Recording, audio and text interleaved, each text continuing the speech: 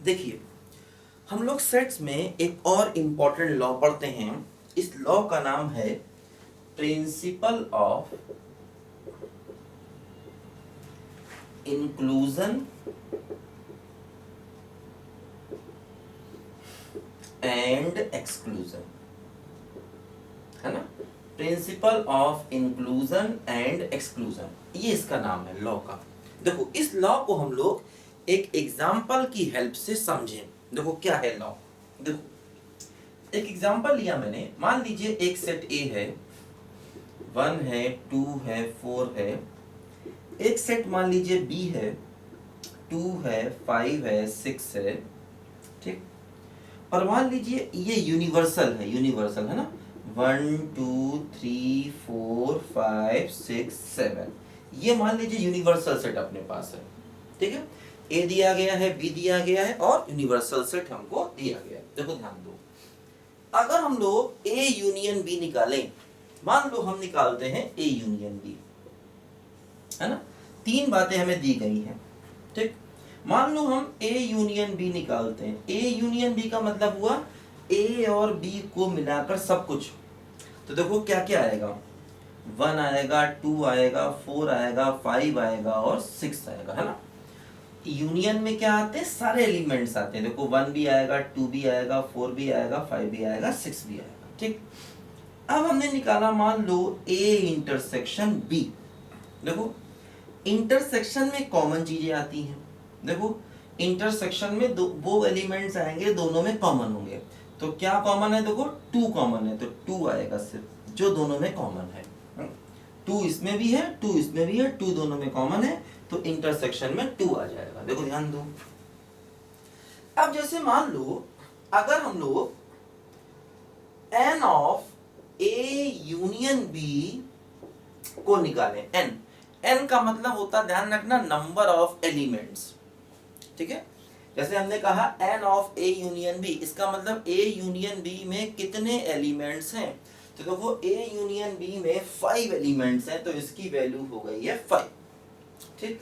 अब हमने कहा कि n of A intersection B निकालते हैं। तो ए इंटरसेक्शन बी में देखो कितने एलिमेंट्स हैं, 2 एलिमेंट, एक एलिमेंट्स है, तो इसकी वैल्यू 1 हो गई। ए इंटरसेक्शन बी में कितना एलिमेंट है, बोलो सिर्फ एक एलिमेंट है, तो इसकी वैल्यू 1 हो गई। अब देखो हमने कहा एन ऑफ ए, देखे एन ऑफ ए, तो एन ऑफ ए देखो ए में कितने एलिमेंट्स हैं, 3 है ना। और एन ऑफ बी, बी में कितने एलिमेंट्स, देखो बी में भी 3 एलिमेंट्स हैं, तो एन ऑफ बी हो जाएगा 3। अब देखो यहां पर अगर आप एक बात ध्यान दें तो वो ये है कि n of A union B equal to n of A plus n of B minus n of A intersection B. ये बात देखो यहां पर अपने आप ही फॉलो हो रही है। देखो ए यूनियन बी के एलिमेंट्स मतलब 5 बराबर एन ए यानी 3 प्लस एन बी यानी कि 3 और minus A intersection B, that means 1, है ना। तो ये दोनों साइड्स देखो अपने आप ही बराबर आ रही हैं। जैसे इसकी वैल्यू रखो 5, है ना, और इसकी वैल्यू रखो 3 और इसकी भी वैल्यू रखो 3, और ये क्या हो गया बोलो -1। तो देखो क्या रिजल्ट मिला, 5 बराबर 5 मिल गया। इसका मतलब ये एक इंपॉर्टेंट रिजल्ट है जो हर एक सेट्स के लिए फॉलो करेगा, है ना। इसको हमें याद रखना है। कोई भी दो सेट ले लें ए और बी, कोई भी दो सेट्स ले लें ए और बी, उनके लिए ये रिजल्ट हमेशा फॉलो करेगा। क्या, n of A union B बराबर n of A plus n of B minus n of A intersection B, है ना। फॉर एनी 2 सेट्स, हम कोई भी दो सेट्स ले लें, उन दोनों सेट्स के लिए ये रिजल्ट हमेशा काम करेगा। N of A union B equal to n of A plus n of B minus n of A intersection B. ये रिजल्ट हमें याद कर लेना है, ठीक। अच्छा, अब एक बात और ध्यान दो।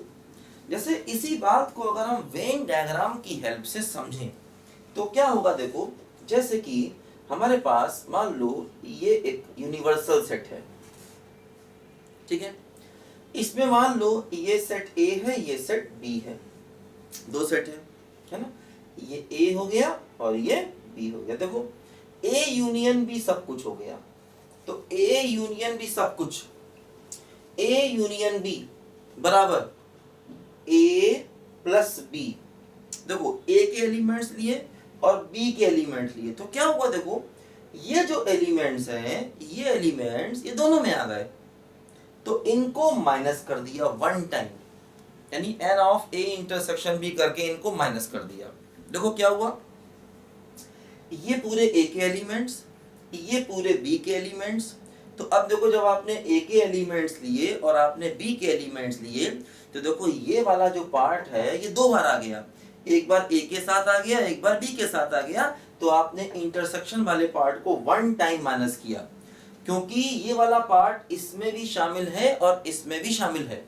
तो ए इंटरसेक्शन बी वाला जो पार्ट है वो ए में भी आ गया, बी में भी आ गया, वो दो दो बार आ गया, तो हमने वन टाइम उसको माइनस किया, है ना। तो ऐसे भी इस रिजल्ट को हम समझ सकते हैं, लेकिन कुल मिलाकर के ये रिजल्ट हमें याद रखना है। अब देखो एक बात और ध्यान दो, जैसे हमने बताया था आपको भी कि क्या होता है, मान लीजिए ये वाला जो पार्ट है ये होता है a माइनस बी, है ना। ये वाला पार्ट देखो, ये वाला पार्ट क्या होता है, a माइनस बी, ये वाला पार्ट। अच्छा अब देखो ये वाला पार्ट क्या होता है, b माइनस ए। देखो ये वाला पार्ट क्या होता है, b माइनस ए, ऐसे करके ये वाला पार्ट, है ना। ये पूरा देखो a है, ये पूरा b है, ये इंटरसेक्शन होता है। ये वाला बचा हुआ हिस्सा क्या होता है बोलो, a माइनस बी, और ये वाला बचा हुआ हिस्सा बोलो क्या होता है, b माइनस ए। तो देखो ध्यान दो, जैसे अगर हमें n of a minus B चाहिए, देखो ये चाहिए a माइनस बी, तो क्या होगा, n a में से n of a intersection b को माइनस कर दिया जाएगा। ठीक, देखो अगर हमें a माइनस बी वाला पार्ट चाहिए, देखो ये वाला पार्ट हो गया a माइनस बी, अगर हमें a माइनस बी चाहिए तो पूरे a में से a इंटरसेक्शन b को क्या कर देंगे बोलो, माइनस। अच्छा ठीक, इसी प्रकार अगर हमें n of b minus a चाहिए, देखो मान लो ये वाला हिस्सा क्या है बोलो, b माइनस a, है ना। ये वाला हिस्सा क्या है बोलो, b माइनस a, तो पूरे b में से इंटरसेक्शन को माइनस करेंगे, तो देखो ये हो जाएगा n of b minus n of a intersection b, ऐसे करके।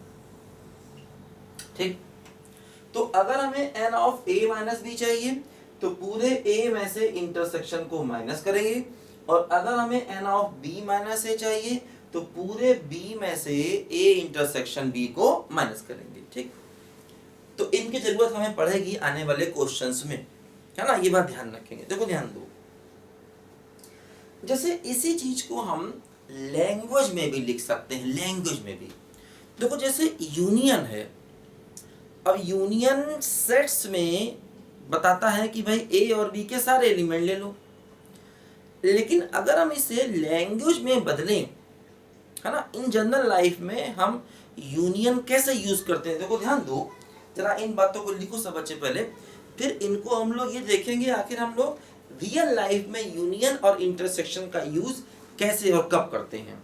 ठीक है।